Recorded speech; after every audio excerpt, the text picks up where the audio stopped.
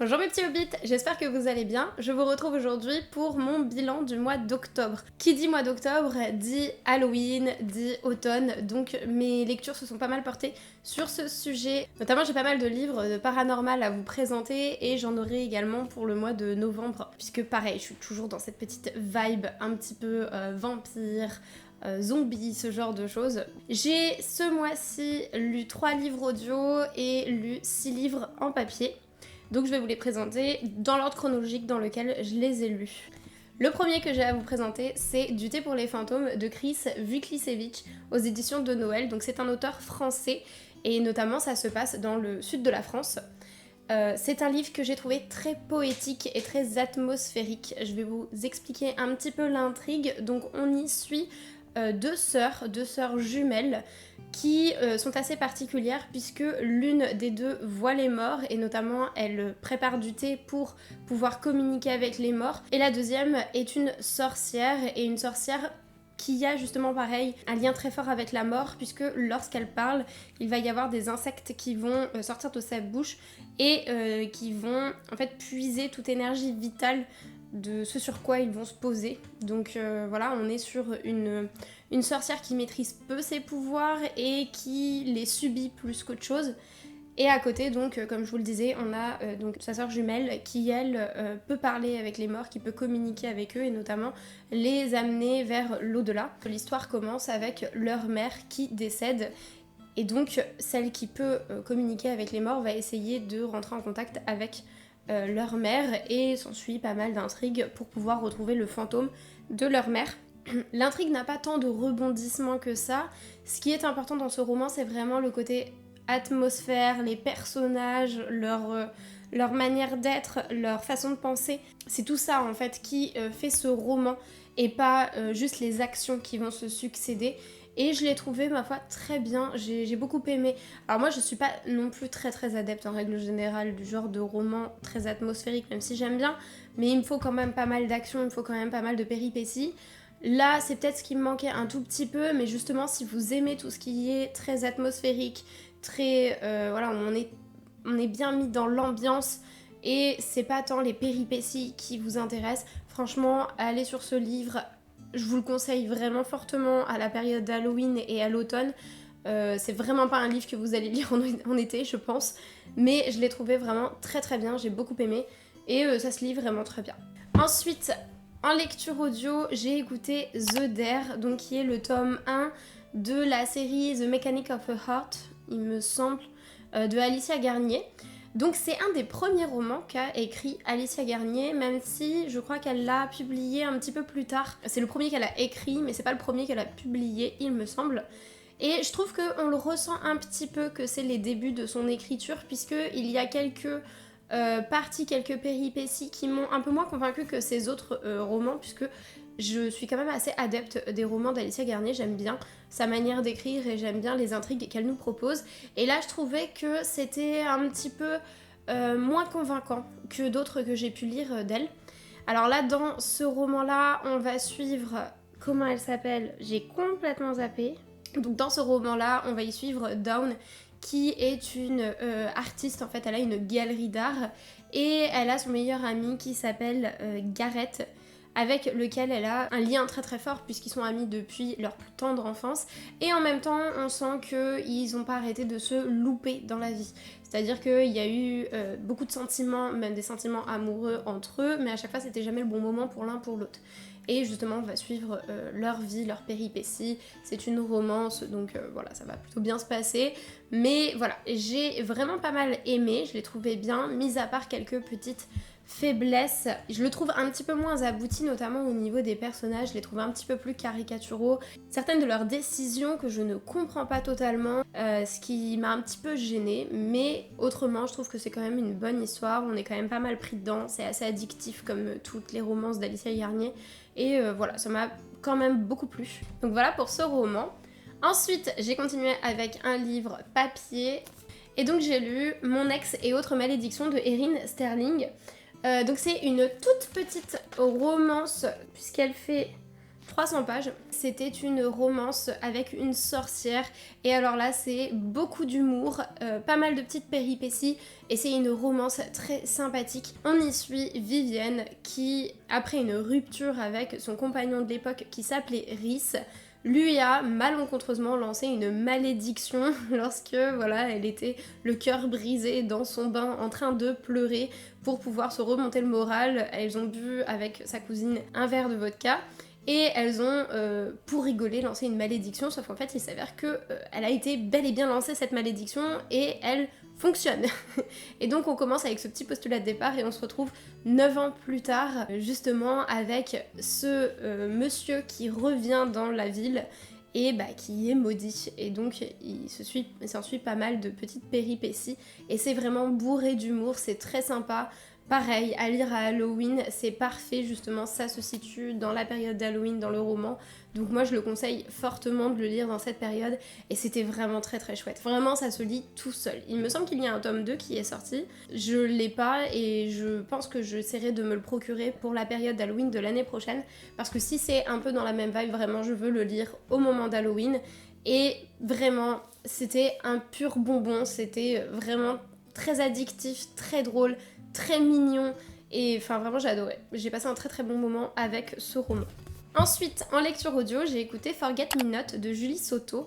Alors, cette romance, par contre, sort un petit peu de ce que je vous ai dit parce que là, on n'est pas du tout dans l'ambiance Halloween. Je vous conseillerais peut-être plutôt de la lire vers le printemps et l'été, puisqu'on y suit une organisatrice de mariage. Comment elle s'appelle? Moi, les prénoms, c'est dingue. J'ai complètement oublié son nom, mais elle est organisatrice de mariage et en fait elle va organiser le mariage de sa vie puisque c'est le mariage d'une influenceuse qui est quand même pas mal suivie. Elle s'est lancée en fait dans l'organisation de mariage à son compte. Elle n'y croit pas qu'elle va pouvoir organiser le mariage de cette influenceuse, ce qui va lui ouvrir énormément de portes, beaucoup de visibilité pour son travail. Sauf que l'influenceuse en question lui donne une seule contrainte, c'est de travailler avec un certain fleuriste. Sauf que ce fleuriste, c'est son ex-compagnon et qu'elle s'était promis de ne plus jamais travailler avec lui.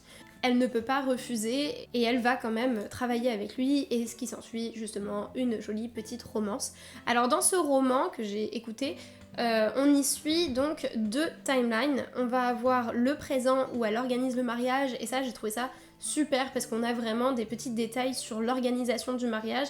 Moi je me suis mariée là en août donc ça m'a rappelé pas mal de souvenirs. J'ai trouvé ça très chouette de nous embarquer vraiment dans l'organisation du mariage, de tout nous présenter, qu'on voit toutes les petits aléas, toutes les petites péripéties qui peuvent se passer justement dans l'organisation d'un mariage. Ça j'ai trouvé ça très très chouette, j'ai beaucoup apprécié. Et on va avoir une deuxième timeline qui est leur passé, donc comment s'est passée leur histoire, puisque je vous rappelle ce sont des ex-conjoints. Et donc on voit un petit peu comment s'est déroulée leur histoire, leur début, donc comment ils se sont rencontrés et comment ils ont rompu. Et donc ça j'ai beaucoup aimé, hein, c'était très sympa. Au niveau de la lecture audio, les interprètes étaient très bien. Il y a juste un petit truc que je n'ai pas apprécié, c'est la quantité de scènes explicites qu'il peut y avoir dans ce roman. C'était un petit peu trop, ça m'a sorti du truc et c'est surtout sur leur passé que l'on a justement ce genre de scènes explicites et c'était très rigolo puisque toute la partie présent est racontée justement par l'interprète féminine puisqu'on y suit justement le point de vue du personnage principal et toute la partie passée est interprétée par le personnage masculin, c'est lui qu'on y suit pour la partie passée.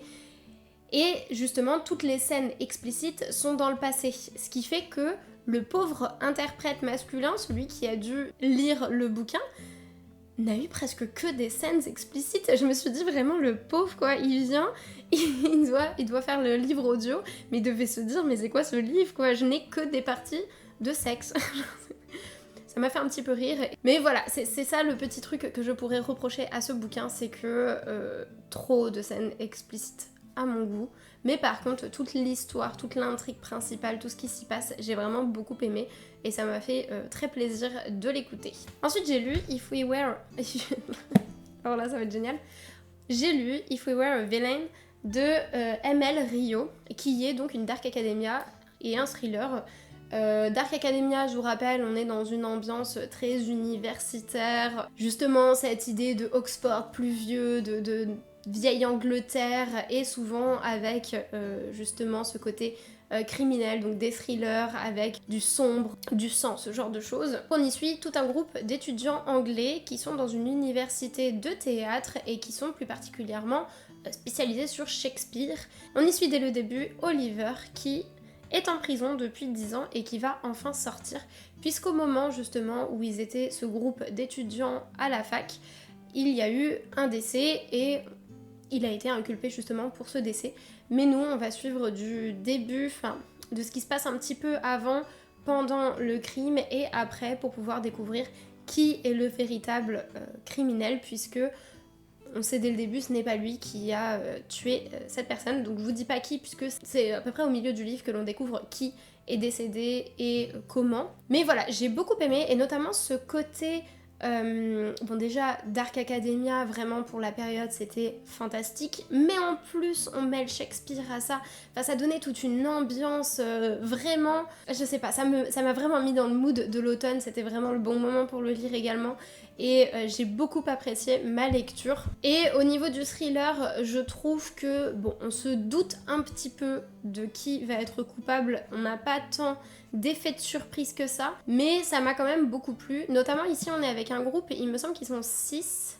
Je crois qu'ils sont 6, enfin bref, ils sont 6 ou 7, un truc comme ça. Moi j'ai beaucoup de mal avec les prénoms, vous avez dû le remarquer depuis le début de la vidéo, mais j'ai beaucoup de mal avec les prénoms des personnages et à bien distinguer qui est qui. Surtout que très souvent j'écoute ou je lis plusieurs livres à la fois.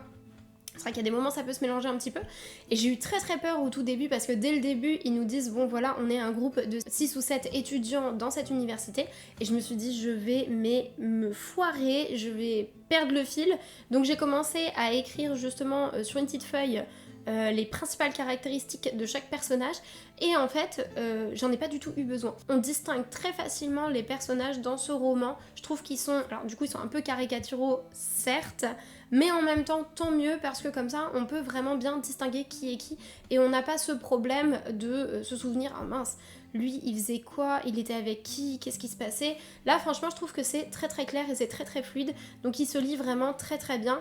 Alors il y a beaucoup de références à Shakespeare, mais je trouve que ce n'est pas dérangeant si jamais on n'a jamais lu de Shakespeare. Moi j'ai juste lu Roméo et Juliette, et franchement je m'en suis sortie. On comprend bien, hein. Certes il y a quand même pas mal de références, notamment à Hamlet, Macbeth, tout ça, mais je trouve que ça nous empêche pas de bien comprendre le récit, ça nous limite pas. Après si jamais on connaît, je pense que ça peut être très agréable justement de voir des références, ça peut être très sympa, mais si jamais vous ne connaissez pas du tout l'univers de Shakespeare, franchement vous pouvez y aller, il n'y a aucun problème. Ensuite il faut que je vous explique, donc j'ai fini If We je vais jamais y arriver.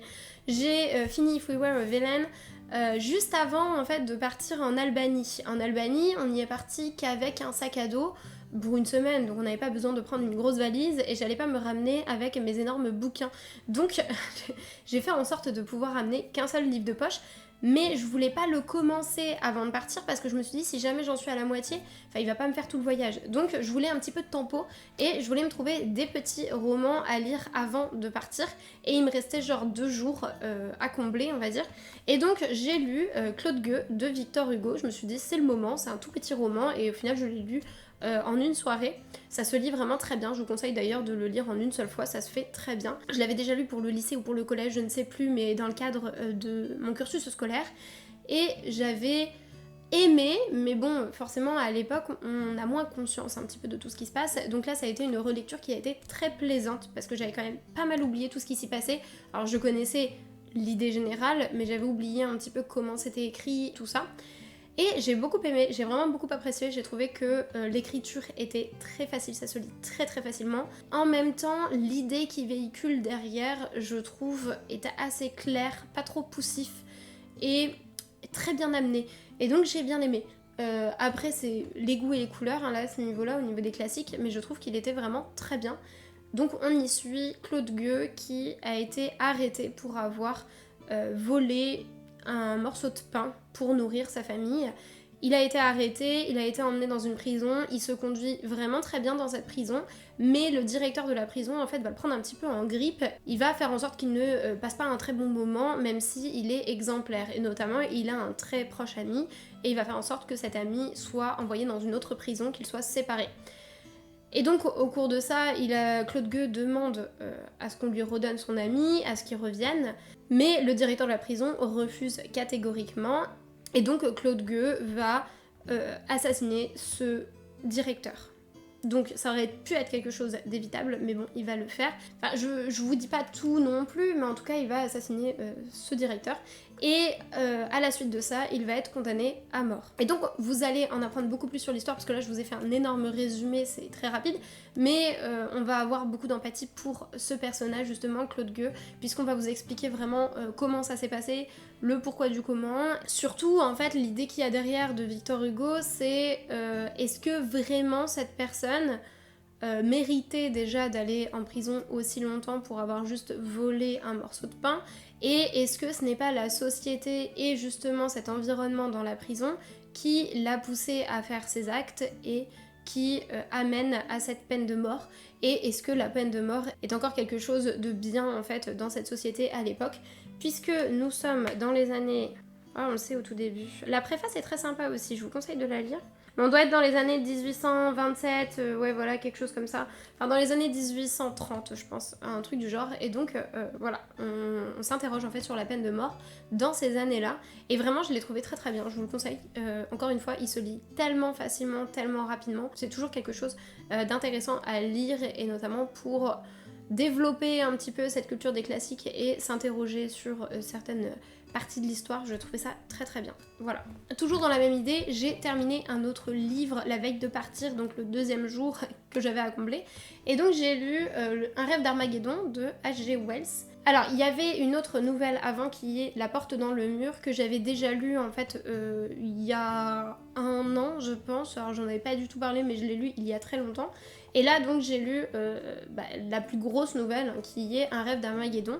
Et dedans, en fait, on va y suivre une conversation entre deux hommes dans un train, où il y en a un qui va lui expliquer qu'il fait des rêves qui sont vraiment très vivaces, à tel point qu'il a l'impression que ses rêves c'est plus la réalité que la vraie réalité. Et dans ce rêve, il est marié, il est très riche, il a pas mal de pouvoir politique il me semble.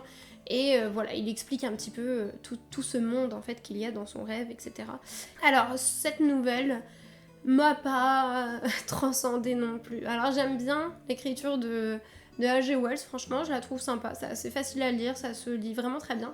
Mais par contre, la nouvelle m'a pas laissé un souvenir immuable. Je l'ai trouvée pas inintéressante non plus, mais elle m'a rien apporté, je trouve. Enfin, j'ai passé un bon moment en la lisant, mais je m'en souviens pas tant que ça, et j'ai pas forcément envie de la relire. C'était pas incroyable, c'était bof. Voilà, désolée, c'est mon avis. Ensuite, du coup, je suis allée, comme je vous le disais, en Albanie, et j'ai écouté un livre audio et lu un livre en étant là-bas. Donc le livre audio que j'ai écouté, c'est la suite, le tome 2 de The Mechanic of a Heart, qui est donc The Void de Alicia Garnier, toujours. Pour celui-ci, j'ai été un petit peu moins convaincue, puisque là, nous allons suivre donc le frère jumeau de Gareth, qui s'appelle Derek, et je vais pas vous spoiler ce qui se passe dans le tome 1, mais en tout cas, il va vivre quelque chose de tragique, qui va être le début, en fait, du tome 2, qui va nous amener vers le tome 2, et j'ai beaucoup moins aimé dans le sens où je trouve qu'il y a une telle cassure entre le personnage que l'on nous montre dans le tome 1 et le personnage que l'on voit dans le tome 2 qui m'a un petit peu, voilà, un peu freiné. Après je comprends, c'était une manière délibérée de montrer ce que ressent ce personnage, comment ça l'a impacté, ce qui se passe justement à la fin du tome 1, mais en même temps je l'ai trouvé tellement... Ah, il était relou, franchement. J'ai trouvé ce personnage avec des idées et avec des manières de penser et un comportement qui était tellement insupportable pour moi, ça m'a un petit peu freinée. Au tout début, j'ai eu beaucoup de mal à l'apprécier. Et encore une fois, on est un petit peu dans le côté caricatural. Par contraste, la protagoniste féminine de ce livre, elle est tellement décrite comme étant quelqu'un de parfait, de très solaire, de super gentil, super patient, etc. que ça m'a un petit peu sorti du truc. J'ai trouvé que c'était un peu trop, quoi. Je veux dire, elle peut être très sympa, elle peut être très patiente, à un moment... s'il est insupportable, il est insupportable, quoi. Enfin, voilà, de mon avis, j'ai quand même passé un bon moment, j'ai quand même apprécié. Mais c'était pas les personnages qui m'ont le plus touchée, c'est pas ceux pour lesquels je me suis le plus attachée. Et enfin, le livre que j'ai emmené donc en version poche en Albanie, c'est celui-ci, Je suis une légende de Richard Matheson. Je l'ai lu parce que je voulais absolument le lire vu que j'adore le film. Je pense que tout le monde a au moins entendu parler de ce film Je suis une légende, ça a beaucoup fait parler, enfin il est quand même très connu, il est quand même très apprécié. Et donc je voulais lire un petit peu le matériel d'origine, donc d'où vient cette histoire. Et alors j'ai été très très surprise, puisque il y a tellement de différences entre le livre et le film, que pendant un moment je me suis même dit mais c'est dingue quoi, enfin je pense qu'ils auraient changé les titres, je sais même pas si j'aurais reconnu quoi, vraiment, puisque, attention, vous êtes pas prêts, peut-être que je suis nulle et que quand je regarde un film je ne me pose pas assez de questions, peut-être, je dis pas, mais est-ce que, pour vous, dans Je suis une légende, les monstres, ce sont petit A, des zombies, petit B, des vampires, petit C, des monstres non identifiés? Je vous laisse un tout petit peu de temps pour répondre en commentaire. Eh bien, ce sont des vampires. Je m'y attendais pas. Quand il a commencé à me parler d'ail, de crucifix, de tout ça, enfin genre vraiment j'étais... Quoi? Bon? Alors je comprends le principe, puisque après réflexion je me suis dit c'est vrai qu'ils ne sortent pas en plein jour, mais techniquement les orques dans Tolkien, ils sortent pas non plus en plein jour, c'est pas pour autant que c'est des vampires. Donc pour moi c'était pas suffisamment explicite que c'était des vampires, alors que là-dedans dès le début il vous le dit, c'est des vampires. Enfin bref, ça m'a un petit peu choquée, j'étais... voilà. Pareil, le chien il est là peu... Au début, il n'y a pas du tout de chien, ça n'a pas du tout la même histoire en fait. Le passé qu'il a avec sa femme, sa fille, pas du tout la même. Les noms, pas du tout les mêmes. Alors sauf le sien. Le sien c'est la même chose, mais alors par contre, sa femme, sa fille n'ont pas du tout les mêmes noms. Il y a pas du tout la même approche avec les monstres, etc. Enfin vraiment, il y a beaucoup de choses qui diffèrent entre le film et le livre. J'ai quand même beaucoup apprécié le livre. Vraiment, je l'ai bien aimé. Je trouve qu'il se dévore. Il se lit vraiment super bien, super facilement. J'étais vraiment embarquée dedans. Au niveau de l'intrigue, je trouve que ça s'essouffle pas trop. C'est plutôt bien. C'est quand même assez rythmé. On en apprend en même temps que lui. Je trouve ça vraiment chouette. Alors au début, il nous le dit dès le début, hein, que ce sont des vampires. Il fait avec ce qu'on lui a dit au début de l'épidémie. Il savait que l'ail marchait, donc il utilisait l'ail. Il savait que les crucifix marchaient, les pieux marchaient, donc il utilisait ça. Et au fur et à mesure, en fait, il fait ses petites recherches avec nous, entre guillemets, et donc on découvre de plus en plus un petit peu l'univers qu'il y a autour de ces monstres. On en apprend aussi un petit peu plus sur son passé, même si je trouve que le passé est pas encore très très très développé. Je trouve par rapport au film, là, par contre, on voit beaucoup plus sa solitude. Sa solitude, elle est vraiment très abordée. Ses pensées, en fait, ses pensées noires, puisqu'il se sent vraiment seul. Il sait même pas pourquoi, en fait, il continue à lutter, pourquoi il continue à vivre, puisqu'il est vraiment seul, il se sent seul. Et vraiment, j'ai adoré, j'ai trouvé qu'il était très très bien écrit et qu'il se lisait tout seul. J'ai vraiment passé un super bon moment. Donc au final, ils se ressemblent pas du tout, le film et le livre. Lequel j'ai préféré, je ne saurais pas dire. J'ai peut-être quand même, après c'est le côté Madeleine de Proust, hein, pour le film, vu que je l'ai vu tellement de fois, et le chien, j'adore les chiens, donc il y a un chien quand même dedans, hein, mais je vous en dis pas plus, mais en tout cas il est pas là dès le début, et c'est pas la même histoire avec le chien. Je saurais pas choisir. Ah. Et celui-ci a vraiment une morale intéressante, enfin la fin est quand même, enfin je la trouve épique. Vraiment, j'ai beaucoup aimé. Et ça m'a fait revoir le film d'une autre manière. Celui-ci a une vraie morale, une vraie réflexion derrière par rapport à ce qui se passe dedans. Enfin, j'ai vraiment passé un très très bon moment de lecture, je l'ai trouvé très chouette. Je le conseille, hein, vraiment, lisez-le. C'est terminé, donc je vous ai présenté tous les livres que j'ai lus au cours de ce mois d'octobre. Je suis ravie quand même, j'en ai quand même lu pas mal. Bon, même s'il y en a quand même quelques-uns qui étaient assez courts, notamment Je suis une légende, il est pas très très long, hein, il doit faire 250 pages. Mais voilà, je suis trop contente, n'empêche, puisque c'était mon but hein, quand même d'avoir un mois d'octobre où je lis pas mal de choses avec du paranormal, tout ça. Donc j'ai fait du vampire, du thriller, des sorcières, des fantômes. Franchement, je pense que là, on est pas mal. Et je continue du coup pour ce mois de novembre. Pareil, là, je suis sur la lecture de Dracula. Alors, je continue le Trône de Fer parce que je suis sur l'intégrale 2, mais en même temps, celui-ci, il fait 950 pages, je crois. Donc, lui, s'étale sur plusieurs mois. Hein.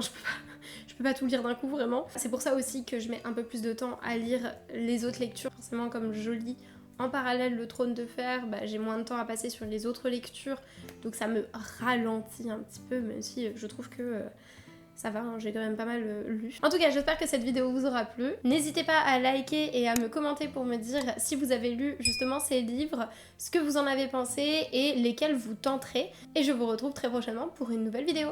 Ciao les hobbits!